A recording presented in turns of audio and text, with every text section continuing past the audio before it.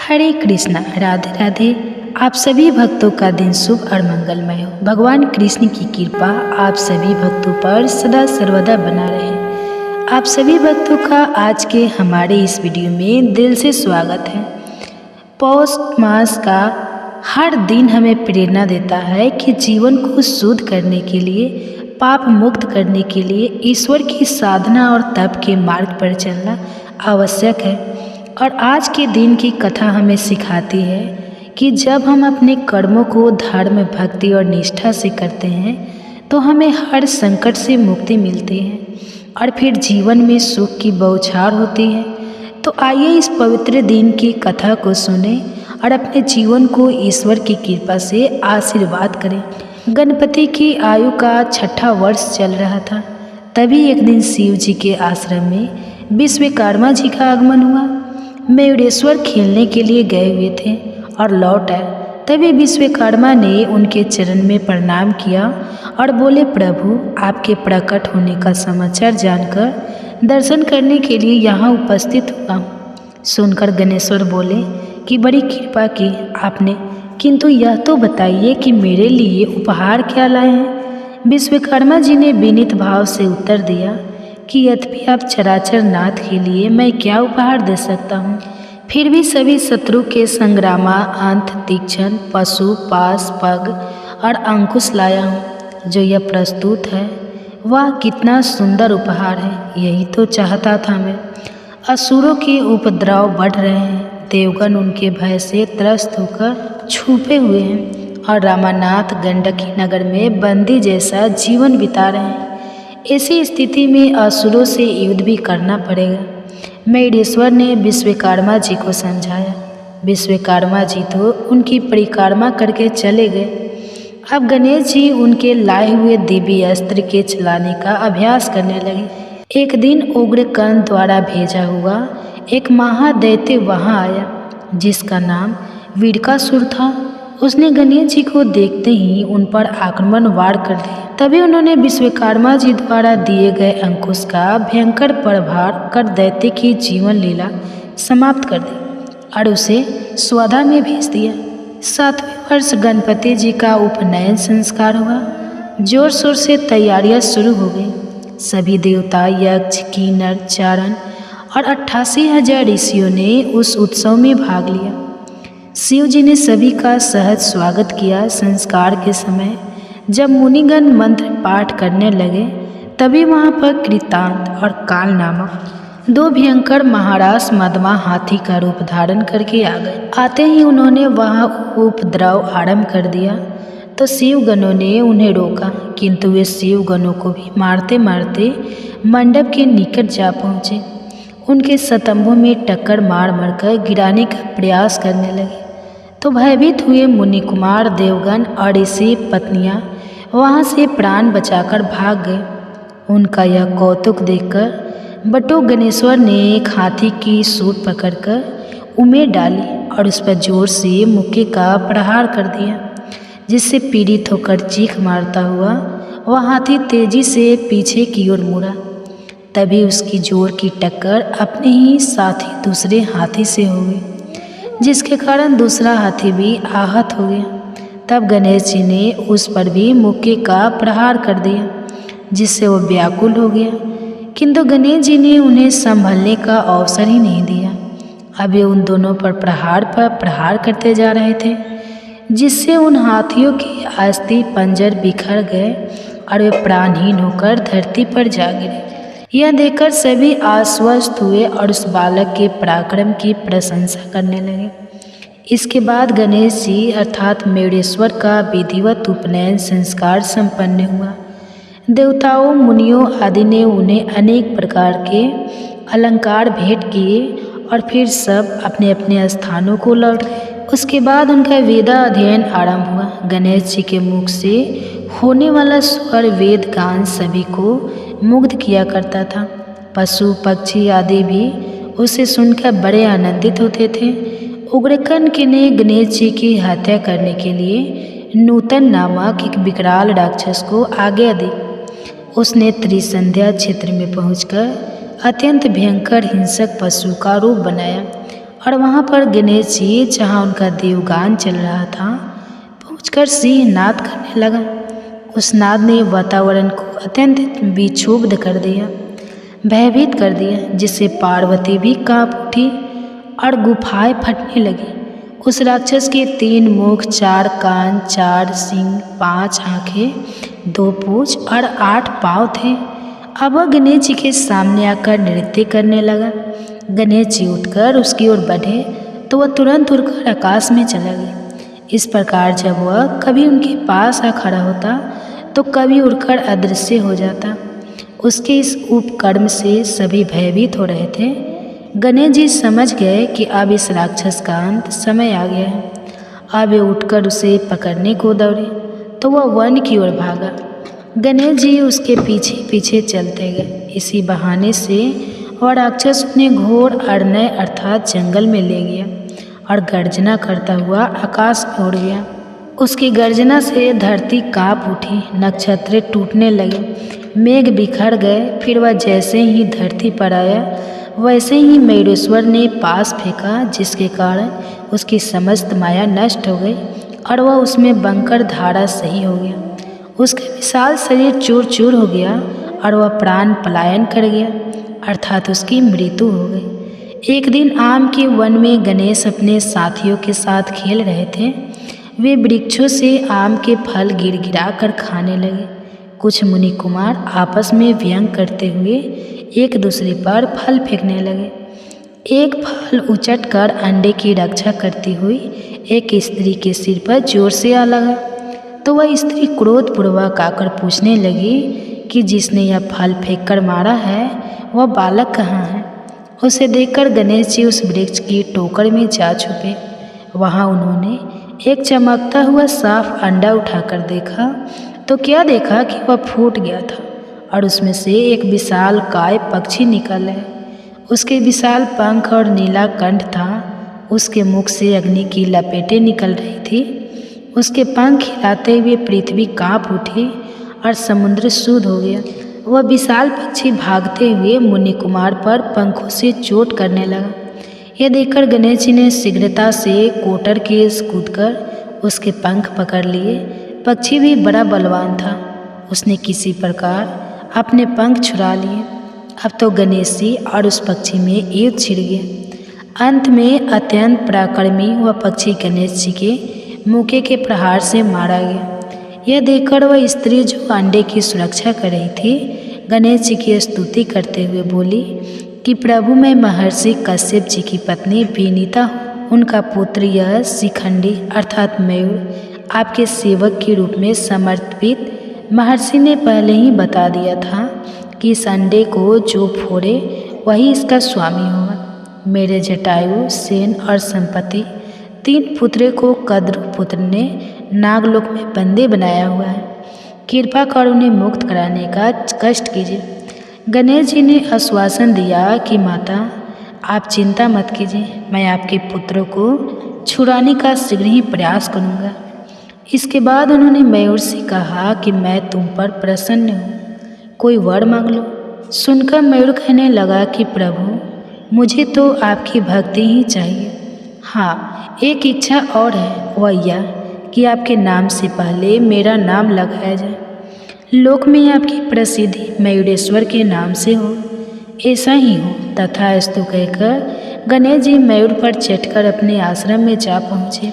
माता पार्वती ने सारा वृत्तांत सुना तो बहुत प्रसन्न हुई। ऋषि कुमार भी उनकी प्रशंसा करते हुए अपने अपने घरों को चले गए।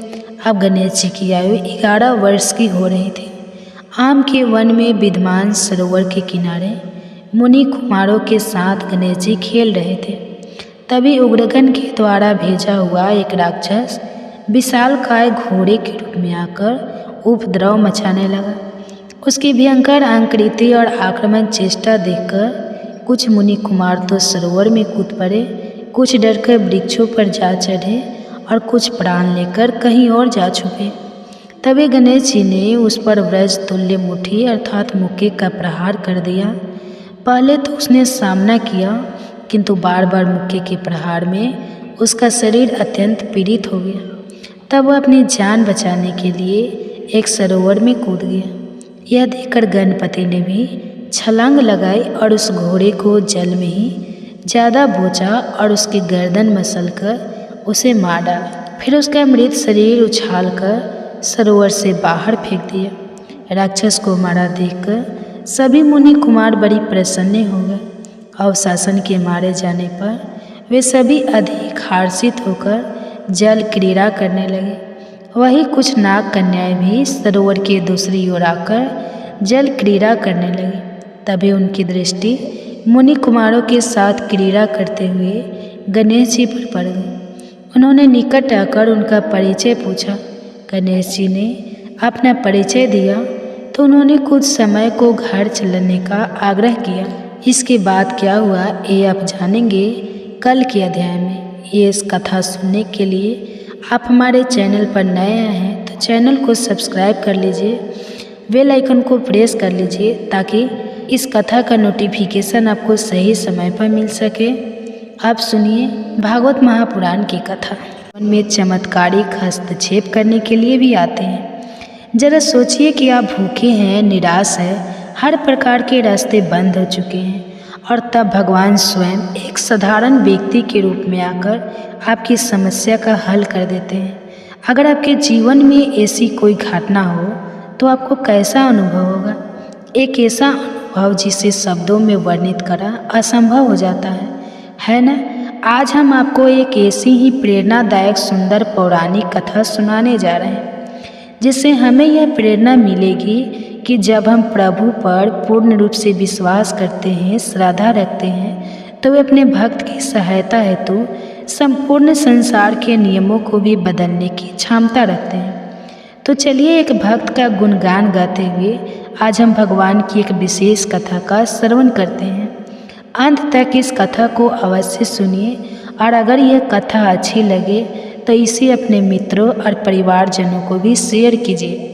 तो चलिए आज की इस पौष मास में भागवत महापुराण की कथा का श्रवण करते हैं। सामान्यतः देखा जाता है कि लोगों की कथनी और करनी में अंतर होता है और यह भौतिक जीवों का सामान्य स्वभाव है, लेकिन भगवान और उनके शुद्ध भक्तों में ऐसा नहीं होता।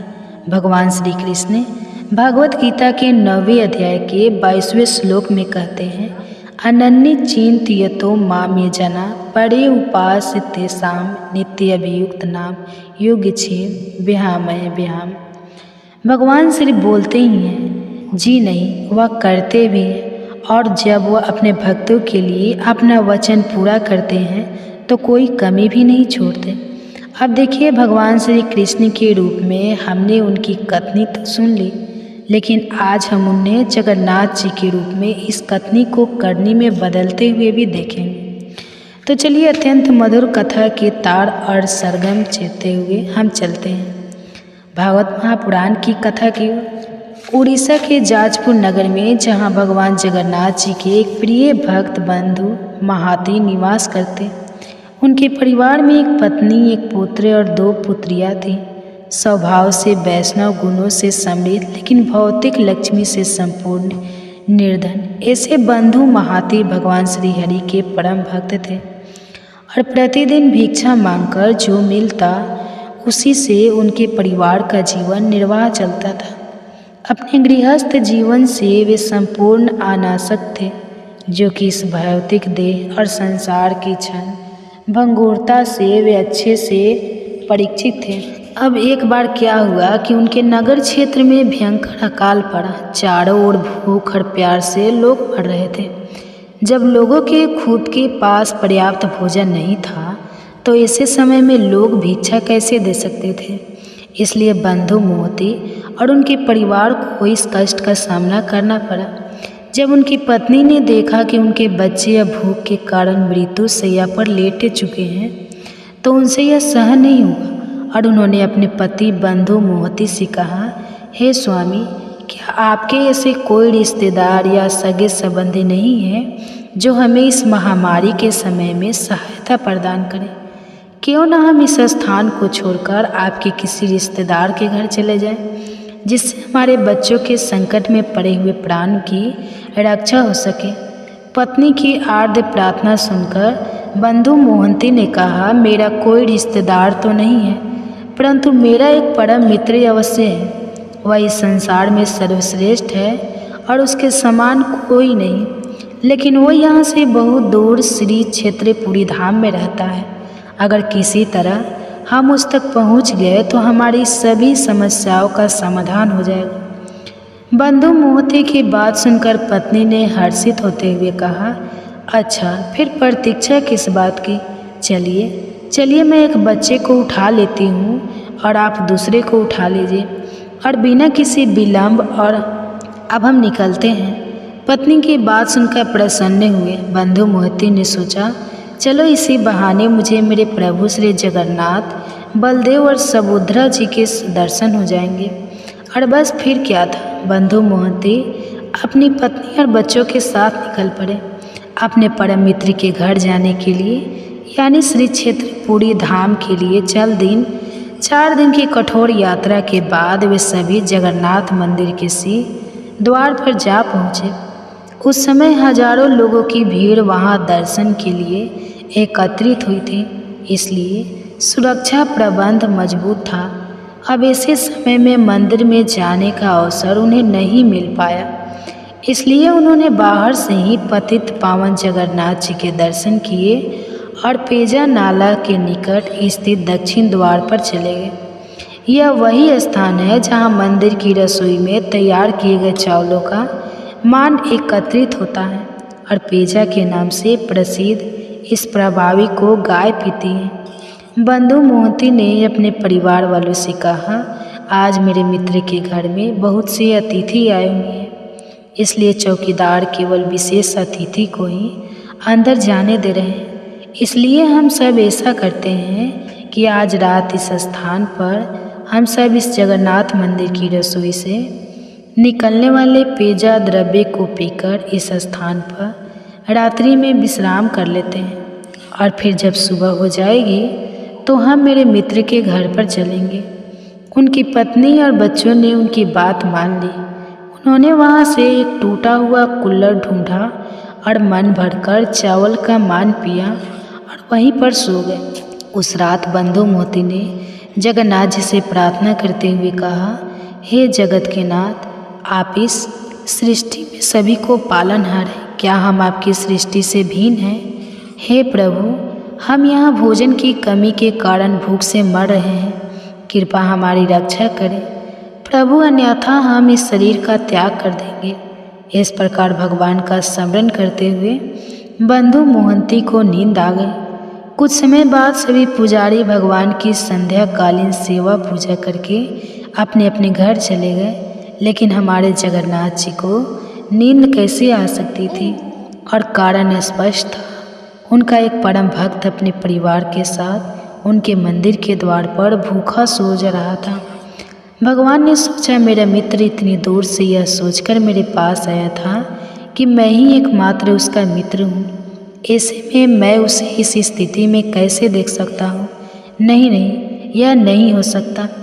यह सोचकर जगत के नाथ भगवान जगन्नाथ तो चल पड़े भंडार गृह में। वहाँ जाकर उन्होंने स्वर्ण का एक थाल उठाया, उसमें सारे पकवान भरे और चल पड़े दक्षिण के द्वार की ओर। वहाँ जाकर उन्होंने आवाज़ लगाई, अरे बंधु मोहंती, ओ बंधु मोहंती। जब बंधु मोहंती ने आवाज़ सुनी तो उन्होंने सोचा, यह तो मेरा नाम कोई पुकार रहा है। अरे नहीं, यह मुझे कौन जानता जो मुझे बुलाएगा? शायद मेरे नाम का कोई और व्यक्ति होगा, उसे बुला रहा होगा। इस प्रकार उन्होंने कोई ध्यान ही नहीं दिया। तब जगन्नाथ जी ने दोबारा आवाज़ लगाई, अरे ओ जाजपुर वाले बंधु मोहंती, जरा सुनिए तो, आप पेजा नाला के पास अपने परिवार के साथ रुके हुए हैं, कृपया यहाँ आइए, मैं आपके लिए भोजन लेकर आई हूँ। जब बंधु मोहंती ने ये सुना तो वे उस दिशा में गए और वहाँ जाकर देखा तो भगवान जगन्नाथ एक वृद्ध ब्राह्मण के रूप में भोजन का थाल लेकर खड़े थे। भोजन का थाल देते हुए भगवान ने कहा, कृपया इसका स्वीकार करें और अपने परिवारजनों को भोजन करवाएं। कल प्रातः होते ही मैं आपके लिए सभी व्यवस्था कर दूंगा। बंधु मोहंती ने अत्यंत प्रसन्नतापूर्वक भोजन लिया और अपने परिवार वालों को जगाया और सभी ने भरपेट भोजन प्रसाद ग्रहण किया। उसके बाद बंधु मोहंती स्वर्ण का थाल वापस देने के लिए दक्षिण द्वार पर गए, लेकिन वहाँ कोई वृद्ध ब्राह्मण नहीं थे। बंधु मोहंती ने सोचा प्रातः काल होगा और जब सभी पुजारी आएंगे तो उन्हें लौटा दूंगा। यह सोचकर उन्होंने उस थाली को कपड़े में लपेट के रख दिया। अगले दिन प्रातः जब सभी पुजारी भंडार गृह में आए और देखा तो वहाँ से एक सोने का थाल गायब था। स्वर्ण थाली के चुराए जाने की सूचना प्रबंधन समिति को दी गई। अचानक किसी ने दक्षिण द्वार पर देखा तो ये स्वर्ण थाली कपड़े के अंदर चमक रही थी। वहाँ आकर देखा तो यह तो बंधु मोहंती के पास पड़ी थी। यह देखकर राजा के सैनिकों को लगा कि बंधु मोहंती ने इस थाली को चुराया है, इसलिए उन्हें बंदी बनाकर निर्दयता से पीटा गया और कारागृह में डाल दिया। बंधु मोहंती और उनकी पत्नी ने राजा के सैनिकों को बहुत समझाया कि इस प्रकार एक वृद्ध ब्राह्मण ने उन्हें भोजन दिया था और वे सुबह उसे लौटाने ही वाले थे, लेकिन किसी ने उनकी एक ना सुनी। अब बंधु मोहंती कारागृह में बंद थे और उन्होंने फिर से एक बार अपने परम मित्र भगवान जगन्नाथ जी को पुकारा, हे गोविंद, हे गोपाल, हे दयानिधान, हे प्रभु, मैं तो अधम तप प्राणी हूँ। मेरे जैसा कोई पापी नहीं है और आप जैसा कोई दयालु नहीं, इसलिए आपको मेरे लिए जो भी उचित लगे वही करें। मैं आपकी शरण में हूँ प्रभु, मैं आपकी शरण में हूँ। अपने भक्त की प्रार्थना सुनकर भगवान से सहन नहीं हुआ और वे रात्रि होते ही वे तो निकल पड़े राजा के महल में। राजा के स्वप्न में जाकर उन्होंने राजा को डांटते हुए कहा, हे राजा, ध्यानपूर्वक सुनो। क्या तुम्हारे घर पर जब कोई अतिथि आता है तो क्या तुम उन्हें भूखा सुलाते हो? क्या तुम्हारे महल में कोई ऐसा प्राणी है जो भोजन किए बिना सोता है? मेरा परम मित्र अपने परिवार के साथ मेरे आश्रित होकर मेरे पास आया और अगर उसके लिए मैंने भोजन की व्यवस्था की तो मैंने तुम्हारी कौन सी संपत्ति लूट ली? बताना जरा। तुम्हारे सैनिकों ने उसे चोर समझकर बंदी बना लिया और उसे घोर कष्ट दे रहे हैं। मैं तुम्हें आज्ञा देता हूँ, इसी क्षण जाओ, मेरे उस परम भक्त को मुक्त करो, उसके चरण शुद्ध जल से पखार, उसे सुंदर आभूषण भेंट प्रदान करो, उसे पगड़ी बांधो और आजीवन उसके भोजन और रहने की व्यवस्था मेरे ही प्रकार राजसी रीति से करो। यदि तुमने ऐसा नहीं किया तो तुम्हारे कुल के साथ तुम्हारा संपूर्ण विनाश हो जाएगा। इतना कहकर भगवान वहाँ से अदृश्य हो गए। राजा की नींद खुल गई और उसी क्षण उसने बंदी गृह में जाकर बंधु मोहंती को मुक्त किया, उनका अभिषेक किया, उन्हें सुंदर आभूषण वस्त्र प्रदान किया, उन्हें पगड़ी बांधी और क्षमा मांगते हुए कहा, आपके दर्शन करके मैं धन्य हो गया। कृपा मेरे सैनिकों द्वारा किए गए अपराध को क्षमा करें और इस तुच्छ भेंट का स्वीकार करें। इस प्रकार राजा ने बंधु मोहंती का यथोचित राज से सम्मान करके आजीवन उनके रहने और भोजन की व्यवस्था करवाई। दक्षिण के द्वार के निकट उनके लिए सुंदर भवन बनाया गया और इस प्रकार बंधु मोहंती ने अपना बाकी का जीवन श्री हरि के चरणों में उनकी सेवा में समर्पित किया। जगन्नाथ जी के उनके भक्तों के साथ भावनापूर्ण इस आदान प्रदान की कथा ने यदि आपके मन को प्रसन्न किया है और यदि आप चाहते हैं कि जगन्नाथ जी के भक्तों की ऐसी ही मधुर कथाएं जन जन तक पहुँचे, तो आप इस कथा को बनाने हेतु हमारा सहयोग दे सकते हैं। तो चलिए हम सब साथ मिलकर हमारी वैदिक सभ्यता की गौरव कथाओं को इस विश्व के हर कोने में प्रत्येक व्यक्ति के पास पहुंचाते हैं और निजी जीवन से थोड़ा समय निकालकर समाज कल्याण के लिए हाथ मिलाते हैं। इस कथा को अधिक से अधिक लाइक दीजिए और अन्य लोगों तक पहुंचाएं। ऐसा करने से हमारा तो उत्साह अनेक गुना बढ़ेगा ही, लेकिन इसके साथ साथ सनातन सभ्यता के प्रचार करने का पुण्य फल आपको भी अवश्य प्रदान हो। कर अपनी पत्नी और पुत्रों तथा पौत्रों से साथ डटा हुआ था। कौशल सम्राट राजा इवाक ने भी देखा कि जिस प्रकार वर्षा के समय में आकाश में मेघ गर्जना करते हैं, उसी प्रकार वह सूकर अपनी पत्नी के साथ गर्जना करता हुआ राजा को युद्ध में ललकार रहा था। जब राजा ने देखा कि उनकी दुर्ग सेना उस वराह के द्वारा परास्त हो रही है, तब राजा इवाक को क्रोध आया। उन्होंने धनुष और काल के समान भयंकर बाण लेकर अश्व के द्वारा बड़े वेग से सूकर पर प्रहार किया। उन्हें आते देखकर सूअर भी आगे बढ़ा और घोड़े के पैरों के नीचे आ गया, और उतने में ही राजा ने उसे अपने तीखे बाणों का निशान बनाया। सूअर घायल होकर बड़े वेग से उछला और राजा को लांघ गया। उसने अपनी दाढ़ों से मारकर घोड़े के पैरों में घाव कर दिए। इससे उसको बड़ी पीड़ा हो रही थी और वह चल नहीं पा रहा था। अंत योगता वह पृथ्वी पर गिर पड़ा। वह सूकर अपनी जाति के स्वभाव अनुसार रणभूमि में भयंकर गर्जना कर रहा था, और उतने में ही राजा ने उसके ऊपर गदा से प्रहार किया। गदा का आघात पाकर उसने शरीर त्याग दिया और भगवान श्री विष्णु के श्रेष्ठ धाम में प्रवेश किया।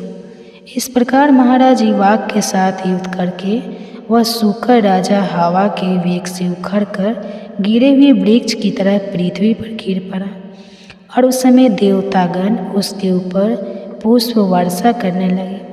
तत्पश्चात समस्त सूर क्रूर और भयंकर व्याध हाथों में पास लेकर उस सकरी की ओर दौड़ पड़े। सकरी अपने 4 बच्चों को घेर कर खड़ी थी। उस महासंग्राम में अपने पति को मरा हुआ देखकर वह शोक से मोहित होकर अपने पुत्रों से कहने लगी, हे बच्चों, जब तक मैं यहाँ हूँ तब तक शीघ्र गति से अन्यत्र भाग जाओ। यह सुनकर उनमें से ज्येष्ठ पुत्र ने कहा, माता, मैं जीवन के लोभ से अपनी माता को संकट में छोड़कर नहीं जाऊँगा। यह कैसे हो सकता है? यदि मैं ऐसा करूँ तो मेरे जीवन को धिक्कार है। मैं अपने पिता के बैर का बदला लूँगा, युद्ध में शत्रु को परास्त करूँगा। तुम मेरे तीनों छोटे भाइयों को लेकर पर्वत की कंदरा में चली जाओ। अपने पुत्र की यह बात सुनकर सकरी दुख से आतुर होकर बोली, हे मेरे बच्चे, मैं महापाप नहीं तुझे छोड़कर कैसे जा सकती हूँ। मेरे 3 पुत्र भले ही चले जाए। ऐसा निश्चय करके उन दोनों माँ बेटे ने बाकी के 3 बच्चों को आगे कर लिया, और व्याधों को देखते देखते वे विकट मार्ग से जाने लगे। समस्त सूकर अपने तेज और बल से जोश में आकर बारंबार गरज रहे थे, और इसी बीच में शूरवीर व्याध वेग से चलकर वहाँ आ गए। सकरी और सूकर दोनों माँ और पुत्र व्याध होकर मार्ग रोककर खड़े हो गए। व्याध तलवार, बाण और धनुष लेकर नजदीक आ गए। तीखे तोमर, चक्र और मसलों का प्रवाह करने लगे। ज्येष्ठ पुत्र अपनी माता को पीछे करके व्याध के साथ युद्ध करने लगा। कितने को ही दाढ़ से कुचलकर उसने मार डाला, कितनों को ही थूथुन की चोट से धराशायी कर दिया, और कितनों को ही खड़ों के अग्रभाग से मारकर मौत के घाट उतार दिया। बहुत से शूरवीर रणभूमि में ढेर हो गए थे। राजा इवाक को संग्राम में इन शूरों को युद्ध करते हुए देखकर और उसे पिता के समान ही शूरवीर जानकर स्वयं उसके सामने आए। उनके हाथ में धनुष बाण थे, और उन्होंने अर्ध चंद्रकाल तीखे बाण से सूकर पर प्रहार किया। उसकी छाती विदीर्ण हो गई और वह राजा के हाथ से घायल होकर पृथ्वी पर गिर पड़ा। गिरते ही उसके प्राण पखेरु उड़ गए। अपने पुत्र के शोक और मोह से अत्यंत व्याकुल होकर सकरी उसकी लाश पर गिर पड़ी। फिर संभलकर उसने अपने थूथुन से ऐसा प्रहार किया जिससे अनेकों शूरवीर धरती पर सो गए। कितने ही व्याध धराशायी हो गए, कितने ही भाग गए, और सकरी अपने दाढ़ों के प्रहार से राजा की विशाल सेना को खदेड़ने लगे। यह देखकर काशी नरेश देवराज की पुत्री महारानी सुदेवा अपनी पति से कहती है, हे प्राणनाथ, इस सकरी ने आपकी बहुत बड़ी सेना का विध्वंस कर दिया है, फिर भी आप अब उसकी अपेक्षा क्यों कर रहे हैं? मुझे इसका कारण बताइए। तब महाराज ने उत्तर दिया, हे प्रिय, यह स्त्री है। स्त्री के वध से देवताओं ने बहुत बड़ा पाप बताया है। इसलिए मैं इस सकड़ी को ना तो स्वयं मारता हूँ और ना ही किसी दूसरे को ही इसे मारने के लिए भेज रहा हूँ। इसके वध के कारण होने वाले पाप से मुझे भय लगता है। इस प्रकार कहकर महाबुद्धिमान राजा चुप हो गए। वहाँ खड़े हुए सभी व्याध में से एक का नाम भार्गव था। उसने देखा शुकर समस्त वीरों का संहार कर रहे थे। बड़े बड़े योद्धा भी उसके सामने टिक नहीं पा रहे थे और यह देखकर व्याध ने बड़े वेग से एक बाण का प्रहार किया और उस शुक्र को बिंद डाला। शुक्र ने भी झपट कर व्याध को पछाड़ दिया और व्याध ने गिरते गिरते संकरी पर तेज धार वाली तलवार का भरपूर हाथ लगाया। वह बुरी तरह से घायल होकर गिर पड़ी और धीरे धीरे सांस लेती हुई जमीन पर मूर्छित हो गई। जब रानी सुदेवा ने उस पुत्र वत्सला सकरी को धरती पर गिरकर बेहोश होते देखा तो उनका हृदय करुणा से भर आया। वे उस दुखनी के पास गए, ठंडे जल से उसका मुंह धोया और फिर समस्त शरीर पर पानी डाला। इससे शरीर को कुछ होश आया। उसने रानी को पवित्र और शीतल जल से अपने शरीर का अभिषेक करते देखा और फिर मनुष्य की भांति वह बोलने लगी, हे देवी, आपने मेरा अभिषेक किया है, इसलिए आपका कल्याण हो। आपके दर्शन और स्पर्श से आज मेरी पाप राशि नष्ट हो गई है। सुक्रिया को बड़ा आश्चर्य हुआ। वे मन ही मन कहने लगी, यह तो मैंने विचित्र बात देखी। पशु जाति की यह मादा इतनी स्पष्ट सुंदर स्वर और व्यंजन से युक्त और उत्तम संस्कृत बोल रही है। महाभागा सुदेवा इस घटना से हर्षमग्न होकर अपने पति से कहने लगी, राजन, इधर देखिए, यह अपूर्व जीव है। पशु जाति की स्त्री होकर भी मानवी की भांति उत्तम संस्कृत बोल रही है। तत्पश्चात रानी ने शुकर से उसका परिचय पूछा, हे भद्रे, तुम कौन हो? तुम्हारा बर्ताव तो बड़ा विचित्र दिखाई देता है। तुम पशु योनि की स्त्री होकर भी मनुष्यों की तरह बोलती हो। अपने और अपने स्वामी की पूर्व जन्म का वृतांत सुना। तब उस सकरी ने कहा, हे देवी, मेरे पति पूर्व जन्म में संगीत कुशल गंधर्व थे। उनका नाम रंगबिंदाधर था। यह सब शास्त्रों के मर्मज्ञ थे और एक समय महातेजस्वी मुनि श्रेष्ठ पुल सत्य जी ने मनोहर कंदराओं और झरों से सुशोभित गिरिवर मेरु पर निष्कपट भाव से तपस्या कर रहे थे। मेरे पति रंगबिंदाधर अपनी इच्छा के अनुसार उस स्थान पर गए और एक वृक्ष की छाया में बैठकर गायन का अभ्यास करने लगे। उनका मधुर संगीत सुनकर मुनि का चित्त ध्यान से विचलित हो गया। वे गायक के पास जाकर कहने लगे, विद्वे, तुम्हारे गीत के उत्तम स्वर, ताल, लय और मूर्छना युक्त भाव से मेरा मन ध्यान से विचलित हो गया है। जब मन निश्चल होता है तभी समस्त विद्याओं प्राणियों को सिद्धि प्रदान करती हैं। मन एकाग्र होने पर ही तप और मंत्रों को सिद्धि होती है। इंद्रियों का यह मकान समुदाय, अधम और चंचल है। यह मन को ध्यान से हटाकर सदा विषय की ओर ले जाता है। इसलिए जहाँ शब्द रूप युवती स्त्री का अभाव होता है, वहीं मुनिलो लोग अपने तप की सिद्धि के लिए जाते हैं। तुम्हारे इस संगीत से मेरे ध्यान में बाधा आई है, इसलिए मेरा अनुरोध है कि तुम इस स्थान को छोड़कर कहीं और चले जाओ, अन्यथा मुझे ही यह स्थान छोड़कर दूसरी जगह जाना पड़ेगा। यह सुनकर रंगबिंदाधर ने कहा, हे महामते, जिस महात्मा ने इंद्रियों के समुदाय उसके बल को जीत लिया है, उसी को तपस्वी, योगी, धीर और साधक कहते हैं।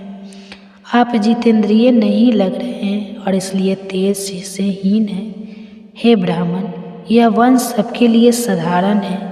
इस पर सबका समान अधिकार है।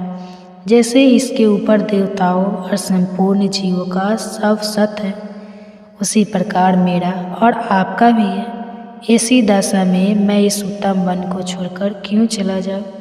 आप चाहे रह जाए या फिर जाए, मुझे उसकी कोई परवाह नहीं। अब ब्राह्मण ऋषि पुल सत्य जी धर्मात्मा है, इसलिए वे क्षमा करके स्वयं ही उस स्थान को छोड़कर अन्यत्र चले गए। और योग आसन से बैठकर तपस्या करने लगे। उनके चले जाने पर दीर्घ काल के बाद उस गंधर्व को पुनः उनका स्मरण आया। वह सोचने लगा कि मुनि मेरे ही भय से भाग गए थे, जरा देखूं तो कहाँ गए और क्या कर रहे हैं, कहाँ रहते हैं। यह सोचकर गीत विद्याधर ने पहले महर्षि के स्थान का पता लगाया और फिर वरा का रूप धारण करके वे उनके उत्तम आश्रम पर गए, जहाँ पुलस जी आसन पर विराजमान थे। उनके शरीर से तेज की ज्वाला उठ रही थी, लेकिन मेरे पति पर उसका कोई प्रभाव नहीं पड़ा। वे कुछ चेष्टापूर्वक थूथुन के अग्रभाग से उन नियमसल ब्राह्मण का तीर्थ संस्कार करने लगे। यहाँ तक कि उनके आगे जाकर उन्होंने मल मूत्र का भी त्याग लिया, लेकिन पशु जानकर मुनि ने उन्हें छोड़ दिया, दंड नहीं दिया। मुनि की इस क्षमा का मेरे पति पर उल्टा ही असर हुआ। उनकी उद्दंडता और बढ़ गई और एक दिन शुकर के रूप में वे फिर वहाँ गए और बार बार अट्टहास्य करने लगे।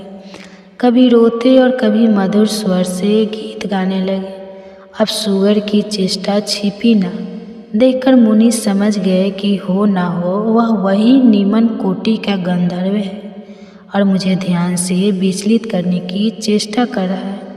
और फिर उन्हें अत्यंत क्रोध आया।